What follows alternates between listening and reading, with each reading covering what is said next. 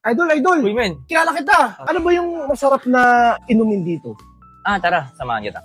Ang pinaka-famous, John C. Sabi niya masarap to dito. First time ko dito, Hidden Gem, Ruchaya. Try ko yung mango pomelo na yun. Inulit-ulit ko na. Gabi-gabi ako dito. Nag-open sila hanggang 1 a.m. Sa 12 midnight pupunta ako dito. Pwede pa ako rin. niyan. Oo, nakaka-relax. Yumaman yung may-ari dito dahil sa'yo. Boss, suki ba? Suki. Yung siyang live well, ha? Oo.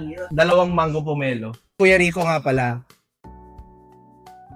Nakita ko tong dala-dala mo kanina. Manila Binondo Map. Na-meet ko kasi yung mga heritage advocates dito like SJ, sila Ivan. They come up with this Binondo map. Nilad community, sobrang informative and ganda nito. Accurate yung buong map. Lahat ng street name, no? Lahat ng mga foods. Kailangan mong intindihin sa Binondo is rich sa history. Food stops. Ito.